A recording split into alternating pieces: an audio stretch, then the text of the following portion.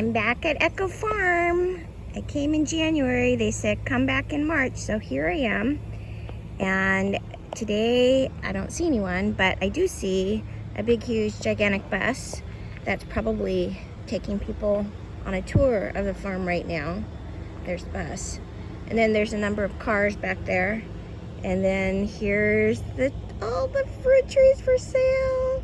So I'm looking forward to getting some. Okay, so these are the plants I'm gonna get. I'm getting the Monstrosa because it's really good for just chop and drop. It makes so many leaves.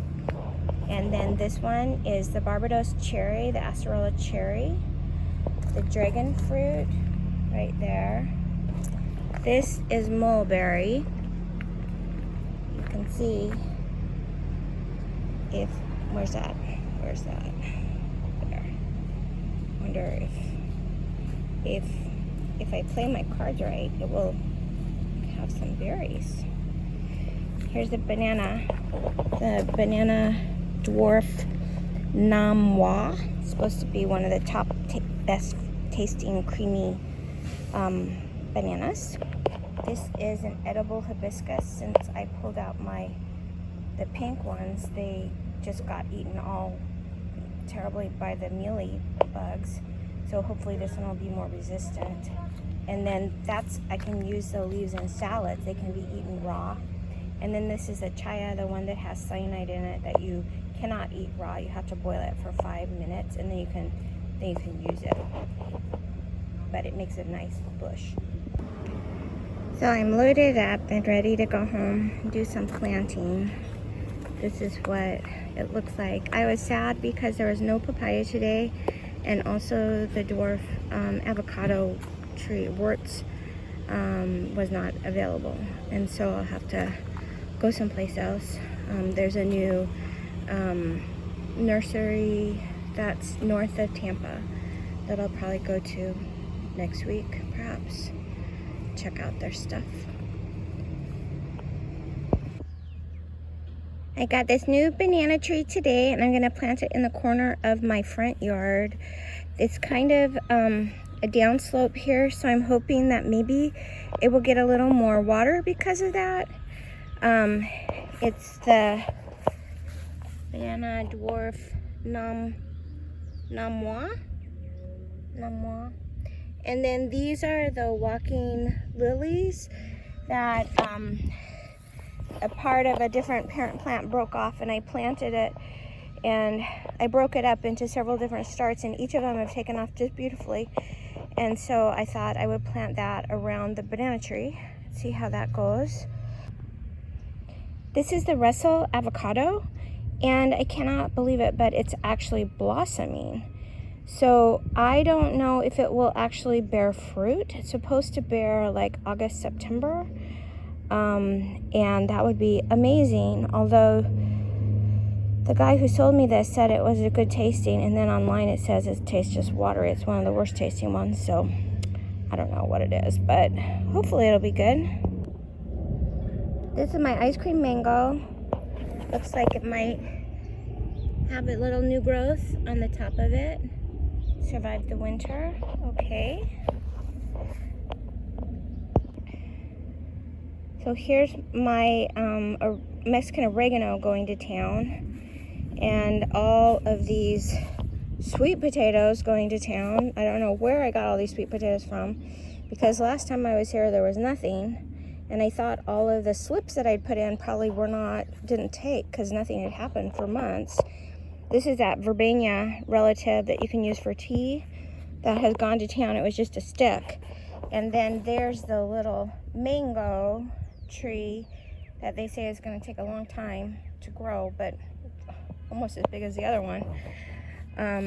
So probably do some beans in here. It looks like we don't have any beans. This is a passion fruit, passiflora, that I rooted from a little cutting. So it's already going to town. I think it's gonna climb this fence here. It needs to climb something, so I put it by the fence. So we'll see how how much room it takes. This is a chaya, the Mexican spinach, that's supposed to grow into a pretty good bush. I put it here beside the mango and the verbena relationship plant. And then on the other side, a little bit further down, is the banana there. Here's the ice cream banana. That seems like it's doing good. And for sure, the Mexican oregano is doing good. We got the sweet potatoes going. And this blue flower is I think it's called the porterweed. It's an indigenous plant that tastes kind of like mushroom. The leaves, I think the flowers taste like mushrooms. To taste it again to see. Then I thought I would plant this monster plant here because it gets such big leaves, and then the banana plant can use that nourishment. So I thought that might be good to plant them together. Here's the fire spike. It's the one that did pretty well last year, and it looks like it's already getting ready to bloom again. Those are the pigeon peas that are gone to town, and the oregano that's doing good. And the oregano is blossoming these beautiful purple blossoms that I hope will draw the bees. So pretty. I don't know if you can see them. Can you see them? Isn't that pretty? Mexican oregano. Then this is the dragon fruit. Have to build a thing for it to grow on. This is the kind Edgar's baby. Self-fertile. Supposed to be bright red inside and sweet and tart at the same time. Here's the Brazilian cloak that got pretty good eaten by the bugs, but it looks like it's coming back. The yucca is there, going to town. And then we got pigeon peas. We got the sweet potato. And we got some of the porterweed.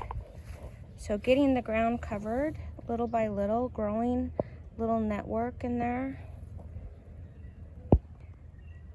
The plant in the pot is a mulberry, the black mulberry. That looks like it's gonna fruit this year. And then over here, I have the peanut butter bush. That looks like it survived. And so that should be a nice coupling with the berry, peanut butter and jelly. Be yummy.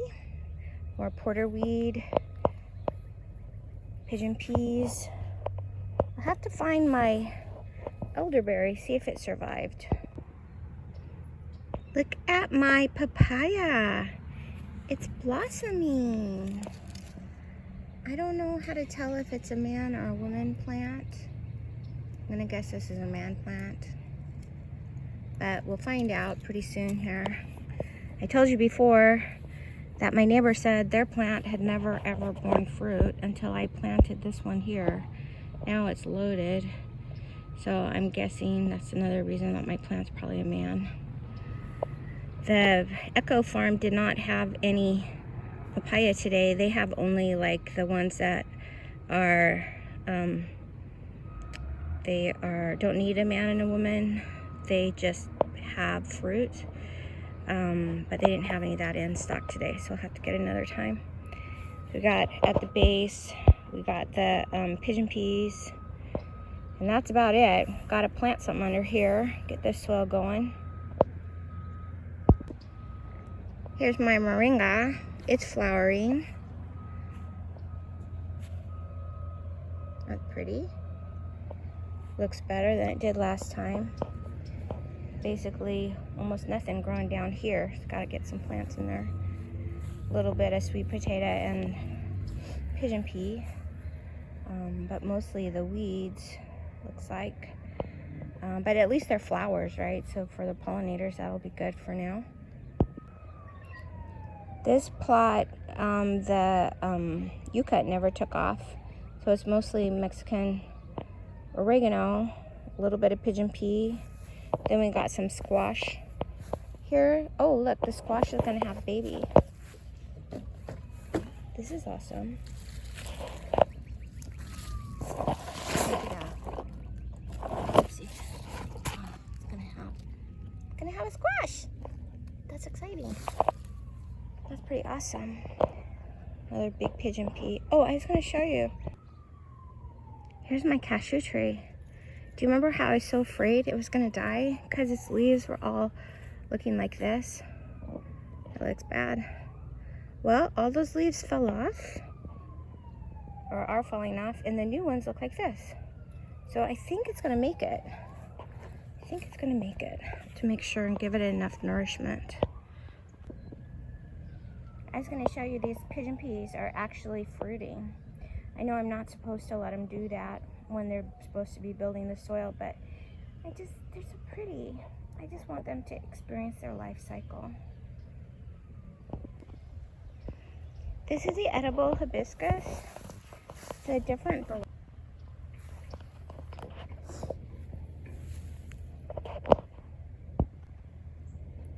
This is where I had the cranberry hibiscus that got all the mealy bugs. And I took it out and then I put in, this is either a Brazilian cloak or the fire spike. I don't know which one it is. And the yucca is doing good here. And there's some pigeon peas. So I'll probably plant some other stuff in there. Oh look, my tiny baby moringa is growing. It survived. Let's see how long it can do it. Maybe, I think it'll probably make it now that it made it for a winter. This is my coral bush. That seemed like it's dead. I don't know. Maybe it'll come back. Looks like down here, maybe it'll come back. I don't know if I should cut it back. But it's not happy, that's for sure. Something's wrong with it. It's unhappy. And look at all these bugs. Why are all these bugs here? Look, they're just so many bugs. What are they? Are those grasshoppers? Why are they here? What are they doing? They're just here. This is the only place. Why are you here? I don't know what kind of grasshopper it is. It sure is pretty, but I'm pretty sure it's not good for my plants. I read that vinegar and simple green can kill grasshoppers, and so that's what I have on hand at the moment. So I'm going to spray them with the Windex and then dunk them in some simple green, see if that does it. Well, this used to be my mango plant. Looks like the verbena has taken over, and maybe, I don't know what happened, but that's the mango tree. So I guess I probably need to cut back the verbena, maybe move it, so the mango tree has a chance. Got some pigeon peas and Mexican oregano. Man, that loves this area. Here's my sunflower bush. I got it when it was about 12 inches tall, 5 or 6 months ago. So now it's big and probably pretty easy to propagate if I wanted to. Probably cut it back so it gets to be pretty full and is protection from the hurricane. It's getting a big trunk down there. It's taking over. There's a little pigeon pea left, but it's looking pretty good. So I don't know what this plant is. I'm thinking it's a weed. It smells like a weed. So I think I'm going to pull it because I don't remember planting it there. Here's my little banana that's growing pretty good. And then all my walking lilies and the ferns, those are all doing pretty good. So between my dragon fruit and the fire spike and the oregano and pigeon peas, I'm planting black-eyed peas and also the red ruby Swiss chard. See if that will fill in there. And then behind the fire spike, I'm gonna plant this watermelon and pigeon peas, and I'll cover that up with some new soil. Planted this monstero, and then around it I put the pigeon peas and also some tomato seeds. And then over here by the banana tree, I have some pigeon peas and some cantaloupe that I'll cover up with soil. So I planted the pigeon peas and some red chard under the chaya, and I hope the cyanide is not going to get in the dirt or something and poison the red chard. I hope that will be okay to eat without cooking 15 minutes. And then I planted this honeydew and pigeon peas over here with the Mexican oregano and sweet potatoes, the verbena and the mango. And then over here I planted the passion fruit. And so I think what I'm going to do, because this verbena is going to town, I'm going to cut it back. And I think I'll plant it along this fence so that I can use it just to chop and drop, because it grows so fast. Even though it doesn't have a lot of green stuff on it, but it grows so fast. Seems like I should take advantage of that. And it also is kind of like taking over the mango. So I probably shouldn't let that happen.